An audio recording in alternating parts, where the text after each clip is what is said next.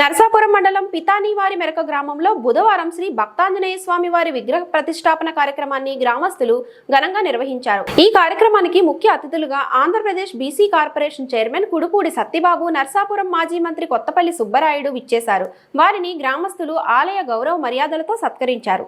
పితానీవారి మెరకలో శ్రీ భక్తాంజనేయ స్వామి విగ్రహ ప్రతిష్టాపన కార్యక్రమానికి వేలాదిగా భక్తులు తరలివచ్చారు.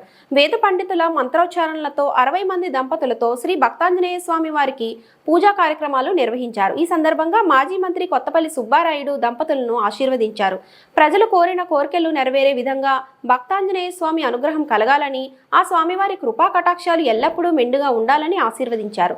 ఈ విగ్రహ ప్రతిష్టాపన కార్యక్రమంలో భాగంగా గ్రామంలో భారీగా అన్న సమారాధన కార్యక్రమాన్ని నిర్వహించారు.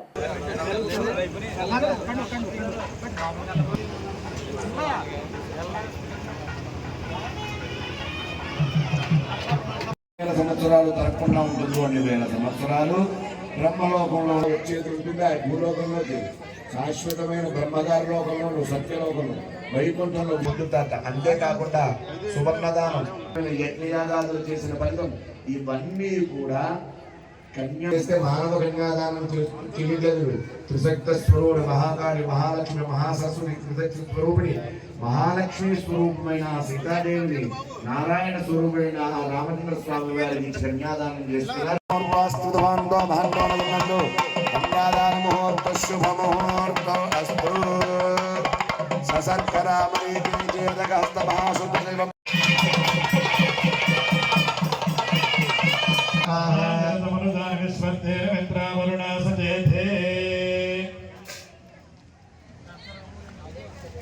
చక్కగా రామచంద్ర స్వామి వారి యొక్క శాంతి కళ్యాణం పరంపరగా నడుస్తుంది. కాబట్టి ఇక్కడ కూడా చేసుకుని రామ కళ్యాణం చేస్తే, అదేవిధంగా రాముడు ఎక్కడ ఉంటే ఆంజనేయ స్మరణ స్మరణ ఎక్కడ జరుగుతుందో అక్కడికి ఆంజనేయ స్వామి వచ్చి తాండవం చేస్తూ ఉంటాడు. కాబట్టి రాముల వారి కళ్యాణం చూస్తుంటే ఆంజనేయ స్వామి పొంగిపోతాడు. కాబట్టి ఆ రామచంద్ర స్వామి వారి కళ్యాణ మహోత్సవంలో కళ్యాణోత్సవం అంటే కళ్యాణంలో ప్రధానంగా జరిగేది ఏమిటి అంటే కన్యాదానం. ఇత్యాది సుగంధ ద్రవ్యాలతోటి సీతాదేవిని మీ అందరి కుమార్తెగా భావించి పెళ్లి చేస్తున్నారు. చక్కగా ఇంతవరకు ఎంతో వైభవోపేతంగా కాళ్ళు కలగడం, నూతన వస్త్రాలు ఇవ్వడం జరిగింది. కన్యాదానం చేస్తున్నారు. ఈ కన్యాదానం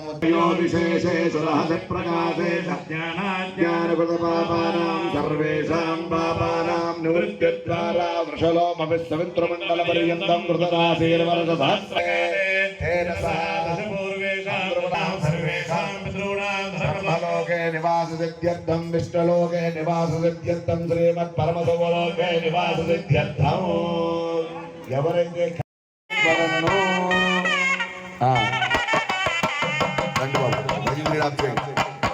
చక్కగా కన్యాదానం పూర్తయింది. ఒకరు శిరస్సు మీద ఒకరు జీలకర్ర, బెల్లము, మిరియాలు ఉంటున్నారు.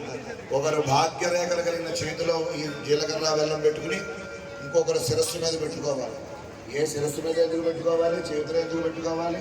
చేతిలో గోరింటాకి పోతుంది, ఖర్చు వేస్తున్నారు, దాని మీద టిష్యూ పేపర్ వేస్తున్నారు, దాని మీద తమలపాకు వేస్తున్నారు, అప్పుడు జీలకర్ర బెల్లం పెడుతున్నారు. ఒకరు వాళ్ళిద్దరూ కలిసి 100 నాళ్ళ జీవితం ఎదురుకు వెళ్ళాలంటే శుభముహూర్తానికి జీలకర్ర బెల్లం ఒకరు బొట్టు పెట్టుకునే ప్రదేశంలో చూసుకోవాలి. అఘోర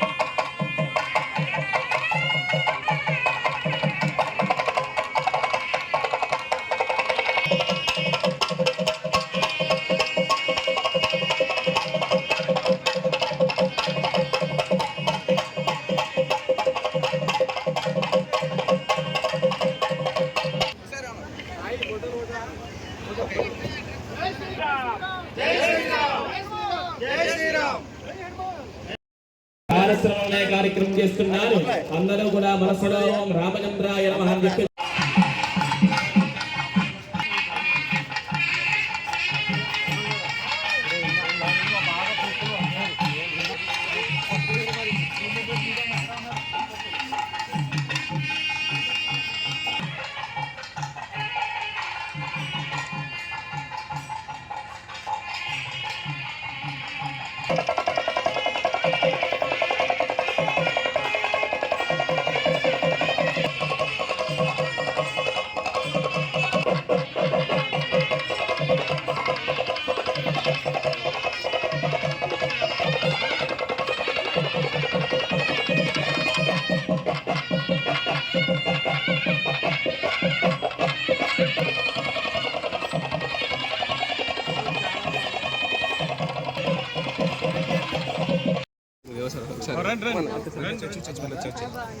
మధు అది ఇష్టంగా చెప్తాం నువ్వేం తీయకుండా